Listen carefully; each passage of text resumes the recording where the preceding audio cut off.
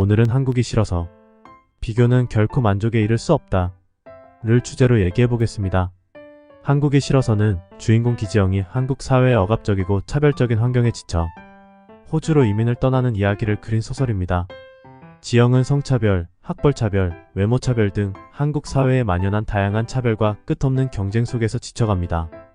한국 사회의 비교 문화와 경쟁 문화에서 벗어나려면 환경을 바꾸는 것만이 유일한 해결책이라고 믿으며 자유롭고 행복한 삶을 찾아 호주로 떠나기로 결심합니다.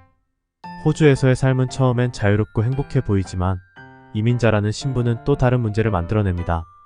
지영은 이민자로서의 외로움, 경제적 불안, 그리고 새로운 환경에서의 적응 문제 등을 겪으며 호주에서의 생활을 힘들어하기도 합니다. 한국을 떠난다고 해서 삶의 모든 문제가 해결되지는 않는다는 것을 알게 되죠. 그럼에도 지영은 호주로 이민을 결정합니다.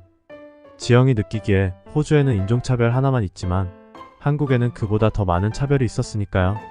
한국 사회에서 느끼는 다양한 형태의 차별성 차별, 학벌차별, 외모차별 등과 비교하면 인종차별만 존재하는 호주가 오히려 더 나을 수 있다고 말합니다. 하지만 지영은 한국이 싫어서 한국을 떠나는 것만으로 모든 문제가 단번에 해결되는 것은 아니라는 것을 알게 됩니다. 궁극적으로 행복은 외부 환경이 아니라 자신의 내면과 삶의 태도에서 비롯된다는 점을 깨닫게 되면서 스스로 어떤 삶을 살아가고 싶은 것인가에 대해 알아갑니다. 이 책을 읽고 제가 생각한 채테크 관점에서의 교훈은 다음과 같습니다. 비교는 결코 만족에 이를 수 없다. 지영이 한국을 싫어하는 가장 큰 이유는 끊임없는 비교 문화에서 비롯된 불만과 좌절 때문입니다.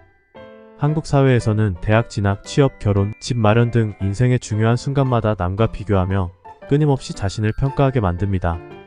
이 정도면 좋은 대학인가요? 괜찮은 직장인가요? 연봉이 적당한가요? 결혼 상대 조건이 괜찮나요? 상급지인가요? 온라인 커뮤니티에 가보면 이러한 비교는 끊임없이 이루어집니다. 사람들은 자기 연령대의 평균 소득과 평균 자산을 확인하며 자신의 위치가 남들보다 너무 낮지 않은지 확인하려고 애씁니다. 자신의 행복을 위해 얼마나 필요하고 얼마나 가지고 싶은지는 중요하지 않습니다. 그저 남보다 더 많이 가졌는지 확인하는 게 가장 중요합니다. 지금 행복한지를 확인하기 위해 자기 자신을 들여다보는 게 아니라 타인의 시선을 들여다보죠. 그렇기 때문에 행복과 멀어지게 됩니다. 비교는 결코 만족에 이를 수 없습니다. 만족이라는 단어를 살펴보면 가득 찰 만자와 발촉자를 사용합니다. 발이 가득 찰 정도로 물이 담겨 있으면 그것으로 충분한 것입니다. 물이 머리끝까지 채워진다면 오히려 질식하게 되죠. 즉, 더 많이 채우려 할수록 오히려 삶이 고통스러워질 수 있다는 뜻입니다. 재테크의 목적은 남들보다 더 많이 벌고 더 많은 자산을 쌓는 것이 아니라 행복한 삶을 영위하는 데 있습니다. 남과 비교하지 말고 자신만의 재테크 목표를 설정하고 꾸준히 실천해 나가세요. 스스로 만족할 수 있는 기준을 세우고 그것을 달성했을 때 비로소 진정한 만족과 행복을 느낄 수 있습니다. 남과 비교하면서 계속해서 불안감을 키우기보다는 스스로의 목표에 집중하고 만족하는 법을 배우는 것이 가장 현명한 재테크 자세입니다.